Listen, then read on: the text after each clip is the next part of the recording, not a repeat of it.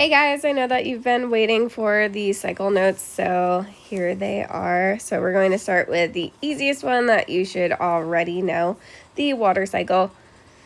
So the water cycle, we're going to start with the water that you find in the atmosphere. So this will be our condensation, which we find in the clouds. Once condensation becomes too much, or the water becomes too heavy, it's going to fall. We call this precipitation. Precipitation comes in many different forms.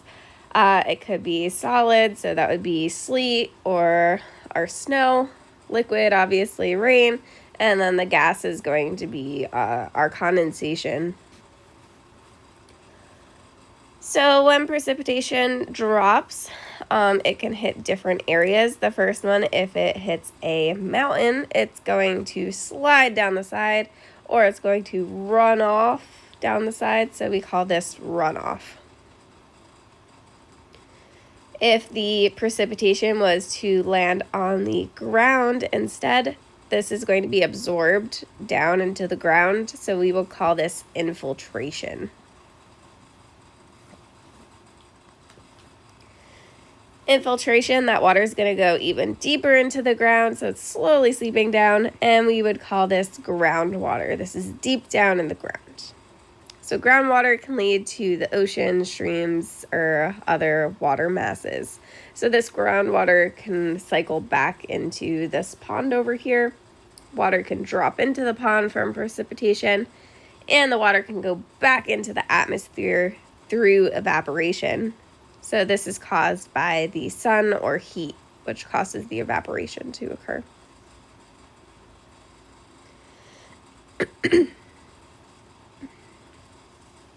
So as I said, the groundwater can lead to the ocean, ponds, etc.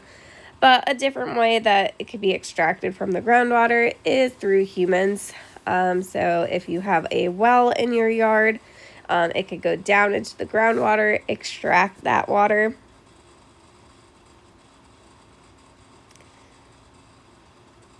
So then you have your human who can utilize that water. So humans, we need water to survive.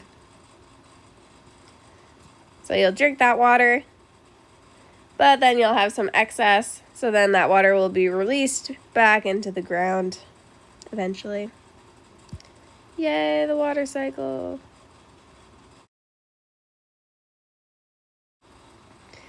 All right, so next we're going to look at the carbon cycle. So this one's one of my favorites. There's a lot of components to it, but it should be straightforward, easy to remember. So just like when we talked about the water cycle, the carbon cycle also has an atmospheric component. So if you think what's in the air that we breathe, so we have CO2 or carbon dioxide, but we'll just refer to this as atmospheric carbon. So how is that atmospheric carbon going to get there? So what is releasing CO2 into the atmosphere?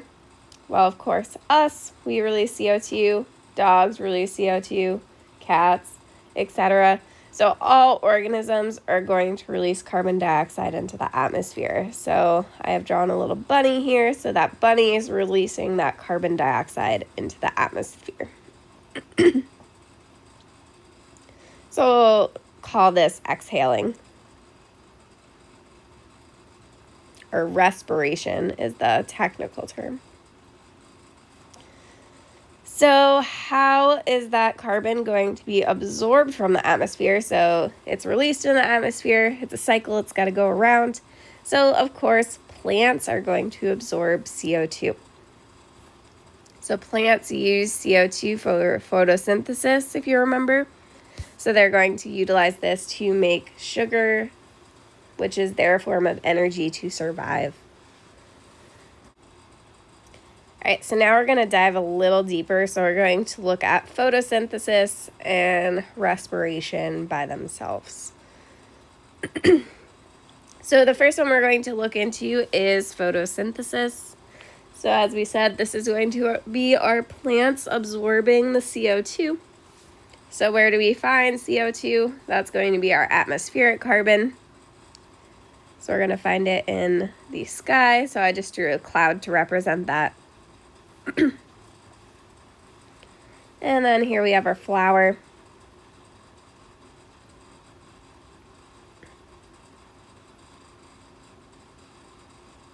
So if we were to zoom into the flower's cells, if you remember the part of photosynthesis that is so important is going to be the chloroplast. But inside the chloroplast is these little tiny green discs that you can see. These are called thylakoids. So the entire circle is going to represent the chloroplast that you find inside the plant cells. And these little disc-like structures are going to be thylakoids. So this is where photosynthesis is going to take place inside the plant cell. So one thing that people don't realize is that in order to complete photosynthesis, you actually need water. So plants are absorbing water from their roots, from the atmosphere. And in the thylakoid, they're going to release oxygen. And they're also absorbing CO2, so plants are absorbing water and CO2. And they're going to go through this cycle called the Calvin cycle. So the Calvin cycle is going to be where they actually create the sugar that plants need for energy in order to survive. All right, so now we're going to put it all together. So as we said, we first need to absorb the water into the plant, so 6H2O. And then we also need the plant to absorb carbon dioxide, so 6CO2. So those are going to be what's going into the plant, and then what's being released, or the products, are going to be oxygen, so 6O2, and sugar, so C6H12O6. So this is an equation you are definitely going to need for the future, so make sure to jot this down. So I'll leave this up here for a few seconds for you guys to copy down.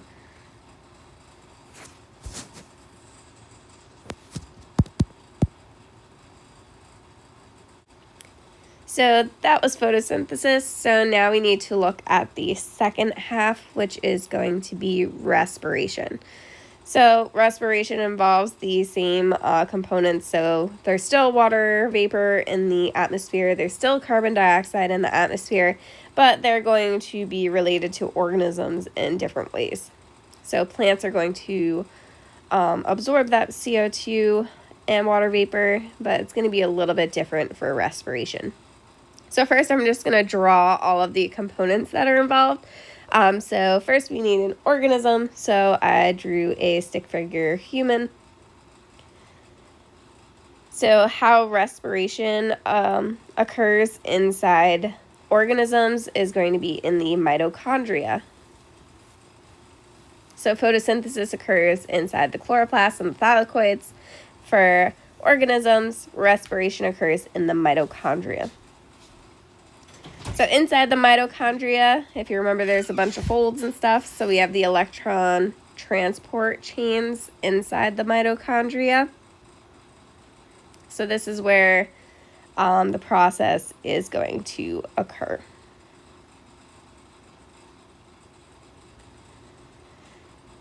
So as we breathe in, we have oxygen is going to be processed in the electron transport chain. And what is going to be released is going to be water vapor. So as we exhale, if you ever like breathe on glass or something and it becomes fogged up, it's actually the condensation from the water vapor you're releasing from your breath. So in order to do this, the mitochondria is going to give energy, or ATP, in order to process oxygen and releasing the H2O. So on the other side, so we eat that plant that created or worked so hard to create the C6H12O6, or the sugar. We ingest that. Then the mitochondria is going to process this in the Krebs cycle. For some reason, I wrote Krebs with 2 B's. There's only one, but I'm not going to go back and redraw this entire thing. So Krebs, 1B, K-R-E-B. So then in this cycle, it's going to release CO2 or carbon dioxide back into the atmosphere. So when we exhale, and this process, or the Krebs cycle, is also going to utilize ATP or energy in order to process. So back to the overall carbon cycle. So we just zoomed into exhaling or respiration and photosynthesis. So now we're going to look at the rest of the process. So after an organism or a plant dies, this carbon is going to be absorbed by the ground, and under pressure and heat, this creates what's called fossil fuels. So fossil fuels are going to be our ground carbon, or what you find underground. So I just drew a little area of water on the side here. So carbon is going to be absorbed by the ocean. It's also going to be released by the ocean. So carbon can basically cycle in the water itself. So it goes from the top of the water to the bottom, to the top, to the bottom. So we call this the surface ocean versus deep ocean carbon. So inside the ocean, we'll also find shells. So shells are actually made partially by carbon. So we have something called bicarbonate, which is a component of shells. So the carbon is going to be absorbed by organisms to create these shells, and then also the shells are going to dissolve over time, so that carbon's going to be released back into the water and into the ground. And Ivy's attacking me right now. So part of this carbon can go into the fossil fuels, so back heat, pressure, etc. And that's it for the carbon cycle. Yeah! All right, so next we're going to go over the nitrogen cycle. So just like every other cycle, we're going to start with what we find in the air, the atmosphere. So we're going to draw a cloud yet again. So nitrogen makes up a ton of the atmosphere. Over 70% of what we breathe in is actually made of nitrogen. So there's a ton of it there. So nitrogen is a very interesting cycle because atmospheric nitrogen cannot leave the atmosphere unless it has some kind of interaction that's going to force it out. So, for example, when there is a lightning storm, that energy from the lightning is going to force the nitrogen to leave the atmosphere and interact with the ground. So that's one component that we need, is some kind of energy source that's going to force the nitrogen to leave the atmosphere. The second super important thing is going to be bacteria that we'll find in the ground. So you definitely want to know these two things, is that we need some kind of energy source and bacteria that's going to help the atmospheric nitrogen to leave and be absorbed by the ground. So if we don't have those components, the atmospheric nitrogen will not leave. So I'm just going to draw some of the other components related to nitrogen cycle. So we have our plants. Do not get confused. They're not absorbing the atmospheric nitrogen. They're absorbing it from the ground. So as I said, there is very important bacteria in the ground that are going to help this process along. So we have what's called nitrogen-fixing bacteria. So as I said, the only way the atmospheric nitrogen can be absorbed is by these bacteria, and it's going to break down that nitrogen so that plants can actually absorb this nitrogen. So the plants use nitrogen basically as like a fertilizer to help them to grow. But the plant's not going to last long in this case, because we have a very hungry bunny that comes along, and that bunny is going to ingest the plant. When it ingests the plant, it's also ingesting the nitrogen. Eventually, this bunny is going to excrete what it just ate, or the leftovers. So that leftover nitrogen is then going to be absorbed back into the ground. But just like when we talked about before, the nitrogen-fixing bacteria, we have more nitrogen-fixing bacteria that are going to break down what has been excreted, which is called ammonia or ammonium. And then this is going to be broken down by the nitrogen-fixing bacteria into nitrate, and nitrate, yet again, is like a really good fertilizer, helps the plant grow, so the plant is going to absorb this as well. Another way this cycle occurs is going to be the plant and animal, when they die, decompose. That's also going to be absorbed back into the ground. Nitrogen-fixing bacteria are going to break it down again, create nitrate, etc. So there is way more to this process, but I'm just giving a simplistic view of the nitrogen cycle. There's more if you look on the slides online. So don't get too excited. So we're on the last cycle. Yay! So we have phosphorus, and it's the most easiest cycle because it's very short.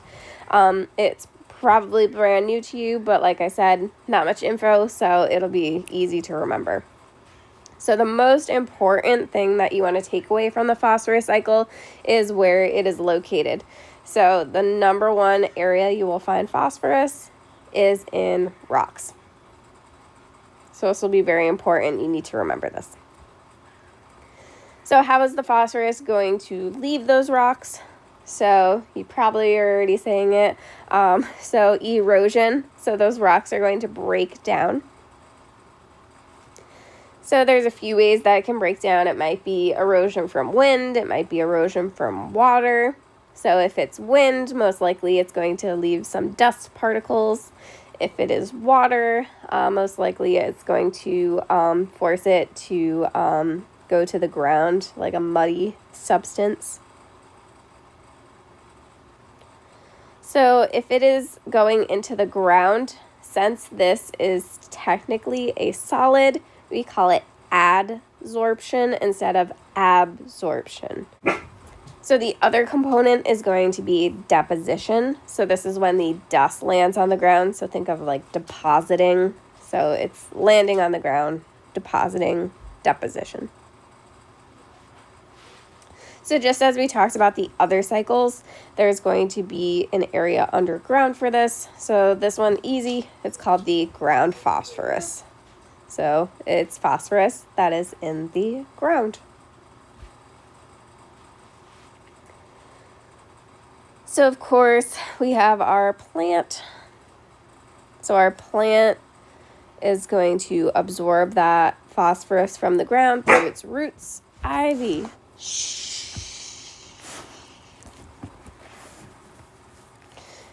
And then we have our organism again. So we have our bunny, and that's going to come around and eat that plant. So as we talked about with the other cycles, then the organism is going to excrete or die, decompose into the ground.